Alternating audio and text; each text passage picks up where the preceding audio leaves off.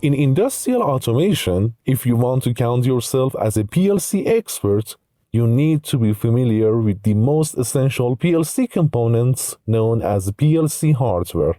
By end of watching this video, you'll get a basic understanding of the physical components that make up a PLC system. Also, you'll learn each one of the PLC hardware components is designed to perform a specific function. Okay, let's get started.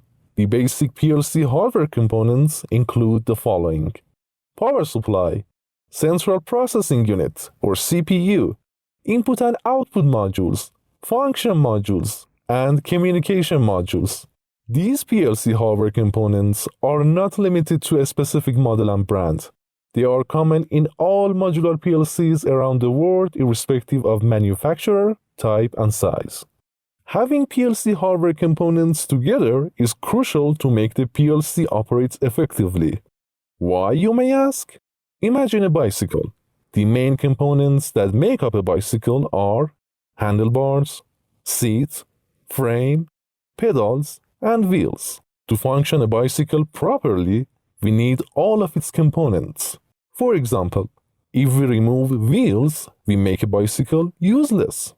Now, let's discuss the performance of each PLC hardware component. Typically, the first module is a power supply that comes in different powers and sizes. The most common input voltage to a power supply is 120 or 230 volt AC. From this point, the power supply regulates and converts the AC input voltage to the DC output voltage, mostly 24 volt DC. To power up all other PLC modules to work correctly, we usually do the wiring between the power supply and each individual PLC component. In case of power supply, we need to consider two factors.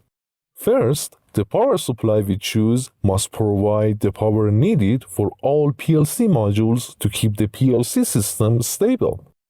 And secondly, there is no data exchange between the power supply and other PLC components, because the main job of the power supply is to provide the power needed by the PLC modules. The second module that we are talking about is the Central Processing Unit, or CPU.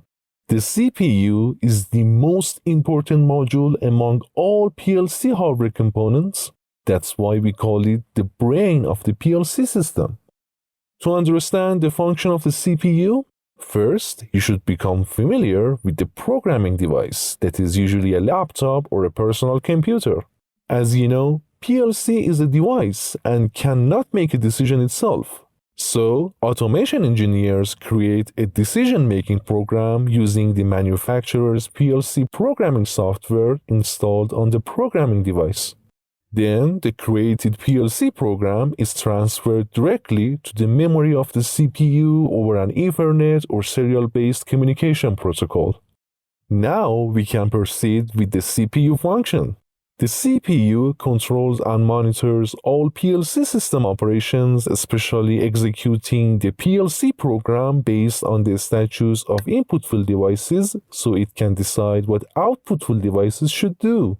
If the CPU stops working for any reason and cannot process the program, the whole industrial system will shut down. The next component of PLC hardware that we discuss is I/O, or input-output modules, that connect to different types of field devices. Based on signals used within the process, we can divide I/O modules into two categories: digital input and output modules and analog input and output modules. How so, you may ask?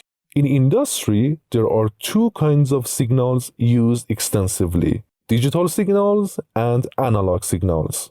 Digital signals are either off or on, while analog signals have a range of values. Digital input and output modules respectively receive and transmit digital signals, and they connect to the field devices that only have two statuses. These devices are either completely off or completely on. On the other hand, analog input and output modules deal with analog signals. These modules wire to the field devices that can measure or produce a variable signal that lies between a specific range of values.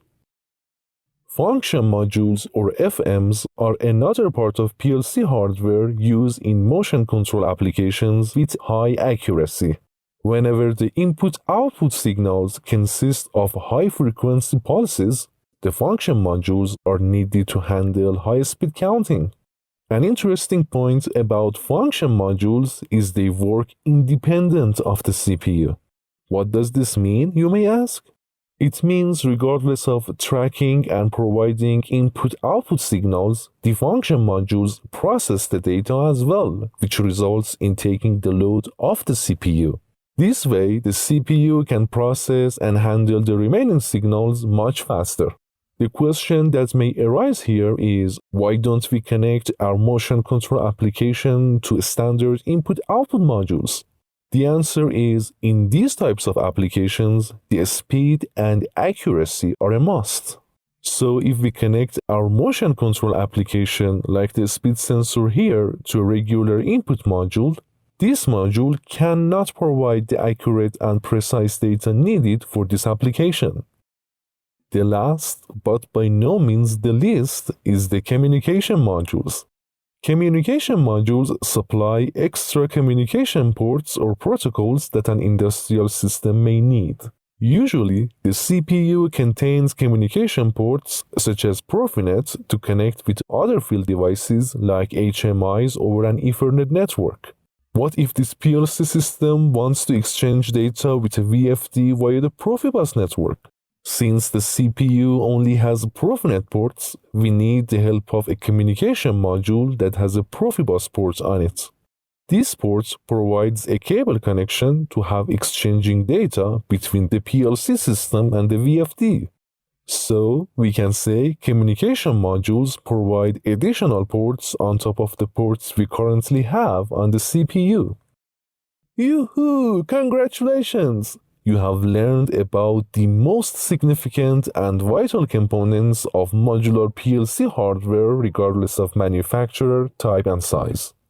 If you found it helpful, please encourage us by liking the video, subscribing to our channel, and pressing the bell icon so we can keep producing more informative videos. Also, we are very curious if you guys try to comment below and share your thoughts about this video. Did it taste good? We would love to know.